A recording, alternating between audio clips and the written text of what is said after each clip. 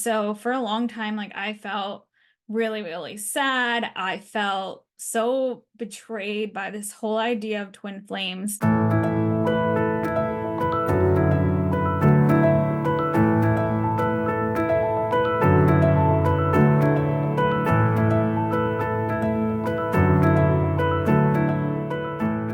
Hey everyone, and welcome to my YouTube channel. I'm Laura, and I'm a certified trauma-informed life coach specializing in narcissistic abuse. So today I wanted to talk about twin flames. And I know this subject can bring up a lot for a lot of people, and some people might be offended because they have found really, they love the whole twin flame experience, or some people find that they don't like it. So this is just my opinions. This is just based on my experiences and from, watching a certain show. So I wanted to talk about it because I had just finished watching the Escaping Twin Flames on Netflix. So if any of you have watched that, I'm kind of going to parallel some of that information to what I've already experienced myself. So I'm going to start out really talking about my own experience. So essentially, I had been in what I thought was a twin flame relationship.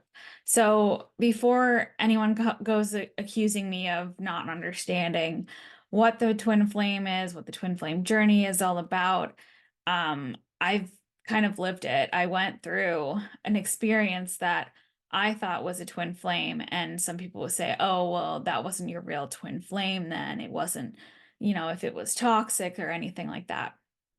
The thing is I could see some of the signs that there were some toxic elements into it, and that twin flames itself are set up kind of to be a little bit toxic.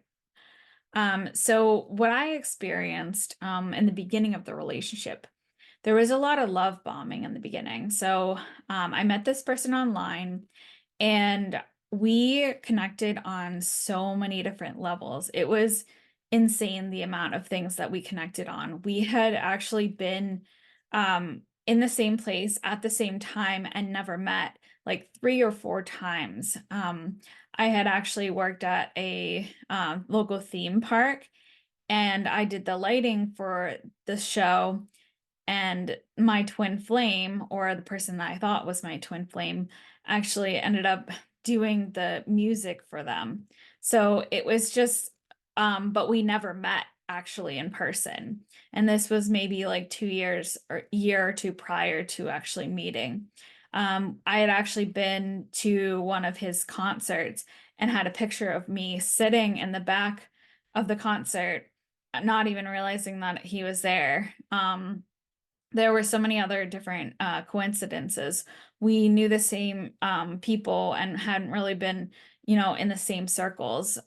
So I actually worked at a local performing arts school, and I was doing the lighting design for one of the kids who was actually one of his students.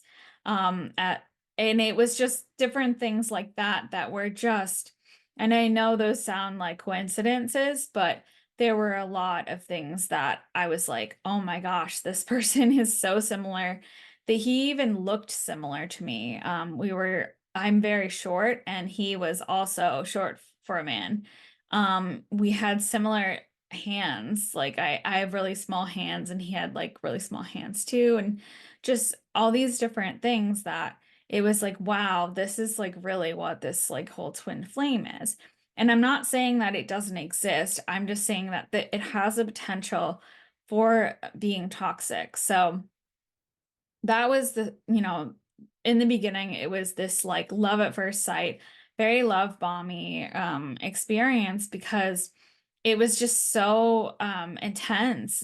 People it describe the connection that they've had with the twin flame being like this intense first meeting that like it kind of sweeps you off your feet, and you're just like, oh my God, I can't believe like I've met this person, and they feel like they're like a mirror to me. Like they feel like they're like another soul, and like they're the same soul in another body, like essentially. And that was kind of how we felt. We had such similar interests.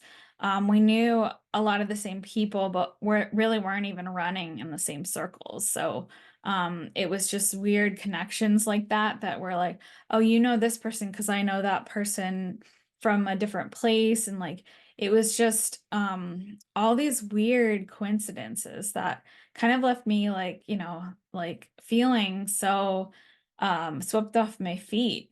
Um, and I had actually been through narcissistic abuse prior to this and was on the lookout for these signs. But I honestly was like so love struck because here was this person that was spiritual. For me, I hadn't met anyone that was spiritual and I probably forever, like I haven't met somebody that was interested in me and dating that was also like on this, into all the spiritual things that I was. So it really I really felt really hard. And that's the part where it started getting into the devalue phase.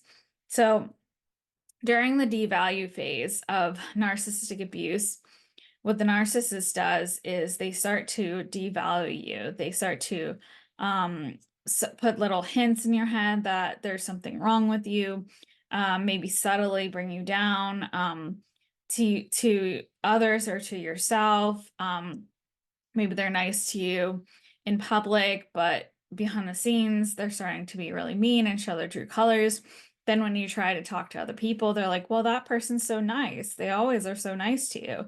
So nobody can really see that. So that's really like the devalue phase. So for him, what really happened was he started to make me feel like my spiritual beliefs weren't good enough, that he had the best gurus, he had the best spiritual teachers. And like whenever I'd be like, oh, you should talk to so and so, I think you'd really like them, he's like, oh well, I'll stick to my own spiritual people.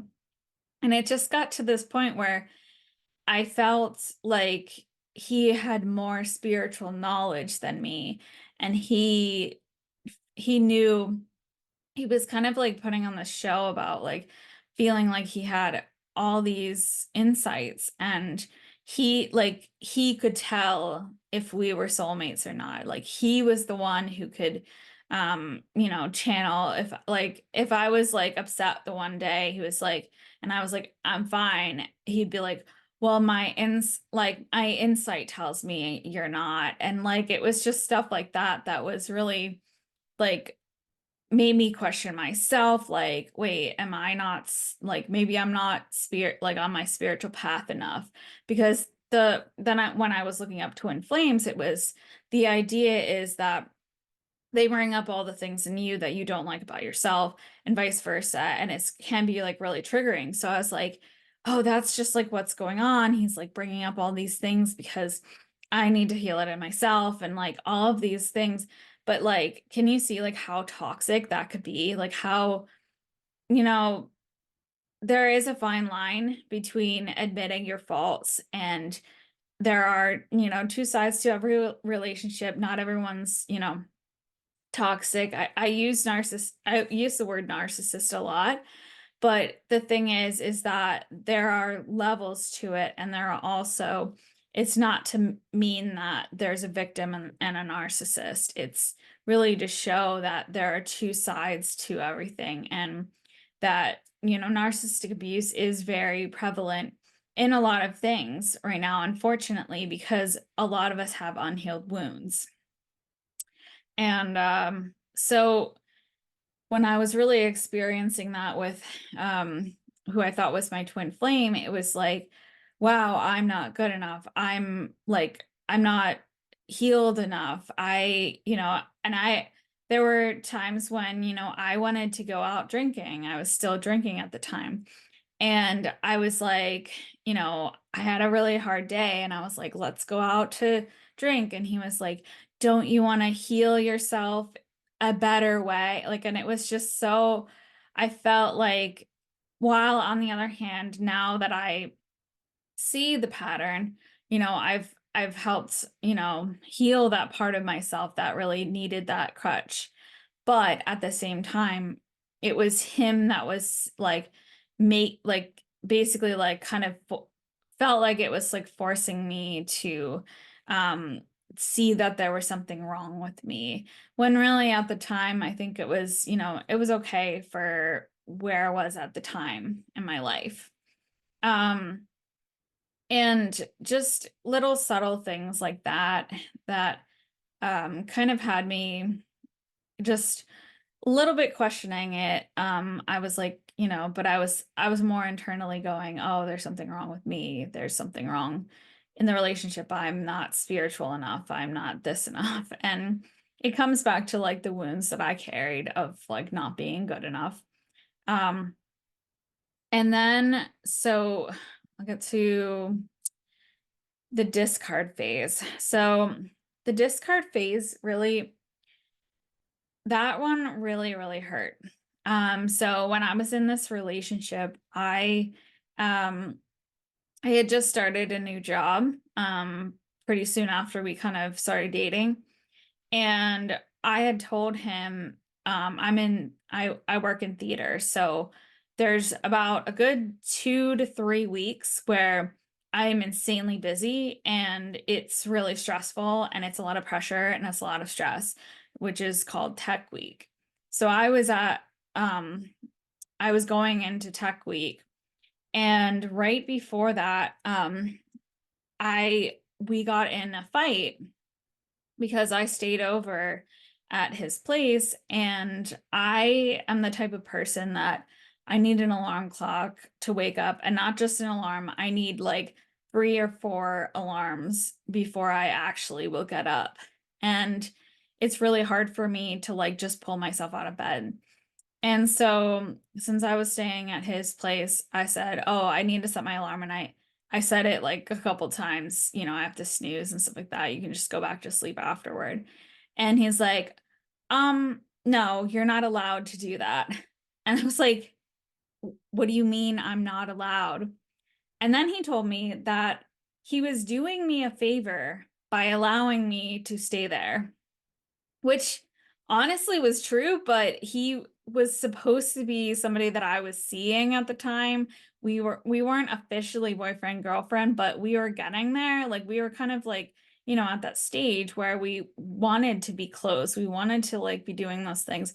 And it made me feel like he was just like, "Oh, I'm just doing you a favor." And it was just really, nasty the way that he went about it. And I was really angry, clearly. And so eventually what happened was he ended up sleeping. He didn't even have a couch at the time, but he ended up sleeping in the living room. And I slept on the bed. And um he did give me that, but at the same time I was just like really angry at like what he had said. And he never apologized. He never said, "Oh, I'm sorry for saying that." Like he was just like, "No, that was correct, that was right for what I said." And so I ended up going to rehearsal that day, and then I didn't really talk to him for a little bit, and then he messaged me um during Tech Week, when I had told him that this week was not the week. It was just, this is the like 2 weeks that I need just to de-stress and to not be stressed out. And he literally texted me and he was like, angry at me, and like he wanted to talk, and like I was just like, I don't have time. And I'm just like, he was talking about, coming to see the show and stuff like that. And I'm like, I don't have time to talk before that.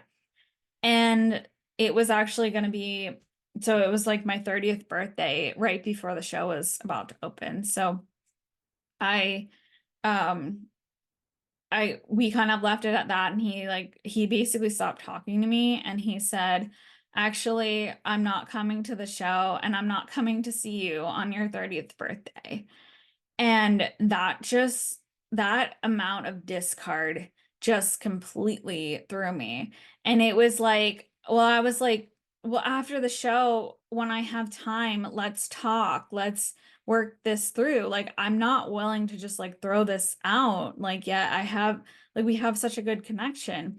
And he was just like, no, I'm done. Like, essentially just like, no, next, like, bye. Like, and it really, really hit me hard. And that's when I kind of knew that it was a narcissistic relationship, because that's the exact same way I felt with a lot of my exes, where it would just be like one day they'd like be in love with me, and the next day like they'd throw me out like I was a piece of trash. And it still really hurts, you know. It hurts to be just rejected in that way. There are other ways to do that. Even if you're like not interested in someone, you realize that there's problems with the relationship, there are ways to work through that. There are things that you can talk through before coming to that conclusion, but there was no like option. Like, he was just like, one day fine, next day no. Like, it was just so there wasn't really like much closure there. And so for a long time, like, I felt really, really sad. I felt so betrayed by this whole idea of twin flames. We had actually sat and watched twin flame relationship videos.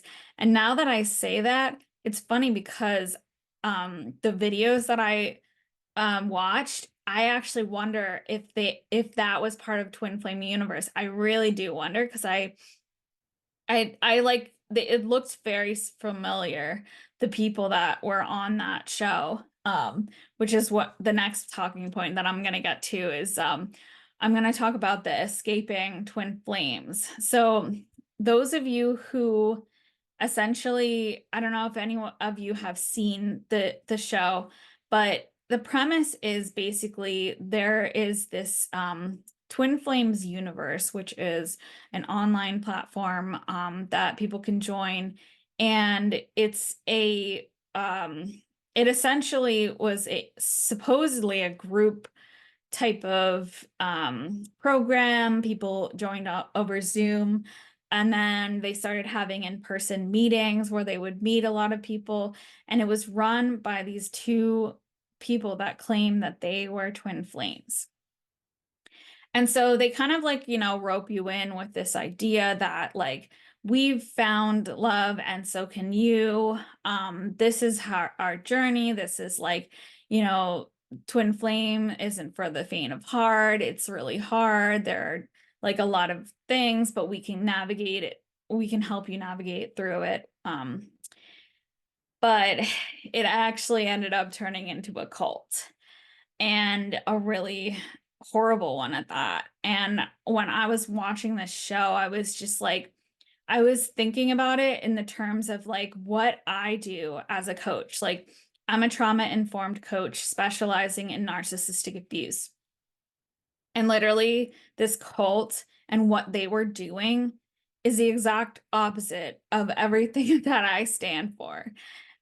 Essentially what they were doing is they were inverting the whole idea of like of this idea of twin flame relationships, which I've honestly come to kind of understand are can be taught in a way that's very narcissistic. It's the allowing of really really toxic and red flags in order to remain in the twin flame union, because they're mirroring each other, and the problem is always the person.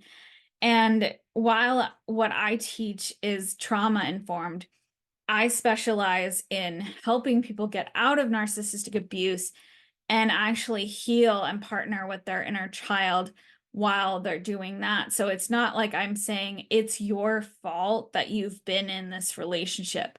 I will never say that. I say, essentially, you are attracting narcissistic relationships based on your unhealed wounds and your childhood trauma. So after you've gotten out of this relationship, I will help you heal this, you know, this relationship, this pattern with yourself.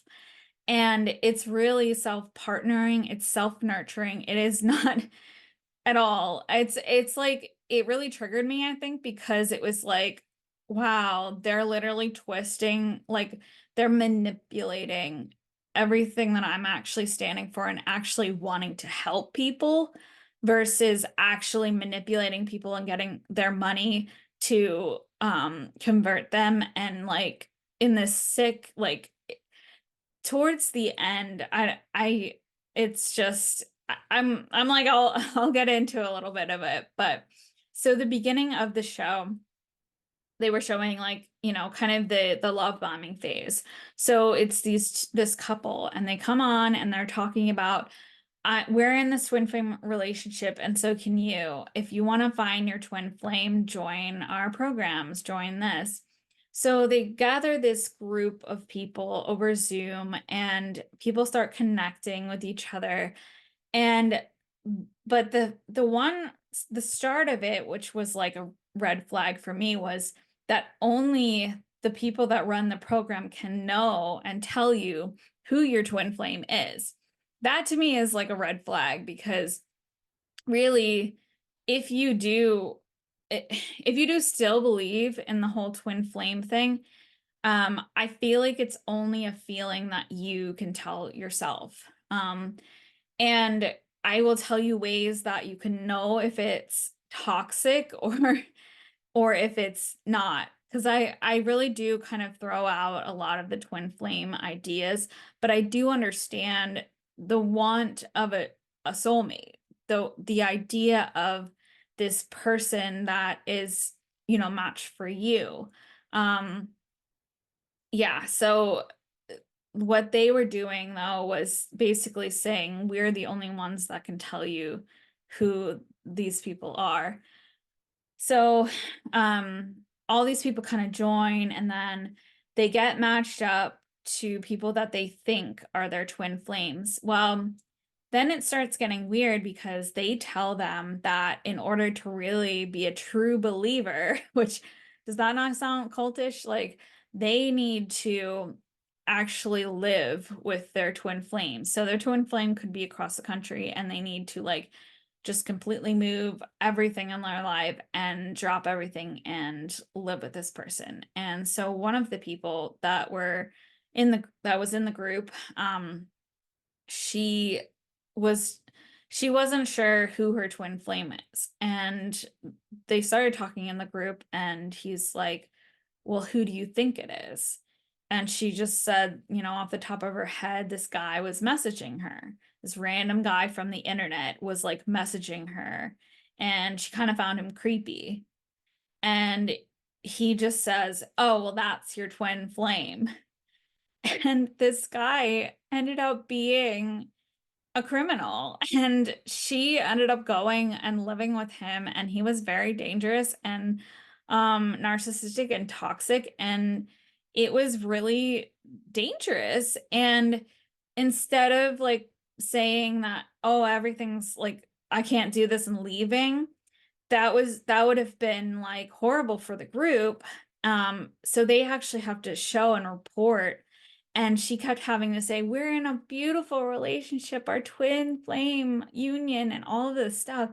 And it was just it, and people don't realize like how like people can get there. But if you actually understand narcissistic abuse and how you can be gaslit and manipulated so well, it's the exact same tactics. It's the exact same tactics, only they actually like convert people to like doing horrible things. Like, I mean, narcissists can do that too, but it's a whole nother level when it's like a leader of a group telling all of these different people to do all of this stuff. It's very like, it's very scary. And um yeah, so like that was, you know, during the discard phase for them. So there eventually were a few people that started to wake up and realize, oh my God, this is insane. Like what we're doing. Like I can't believe I was like misled this long. Because they started telling people that you could only be a divine masculine or a divine feminine. And they said that your twin flame is part of this group. Well, most of the people in the group were women. And so what comes next is they actually told people that they were transgender, that that basically, like, they would assign people and tell them if they were the masculine or the feminine. And they started trying to make people transition. And it's just the way that this happened was just so absurd. And you would like watching this, you're like, why would you ever do that? Why, like, but they felt so much fear from like like all of this, like the accumulation of all of it. And it took them, some of these people, was the point where they were like, I'm out. So there were a few people that broke free and they helped other people escape. So this one person was like one of the head, like, and they basically hired people.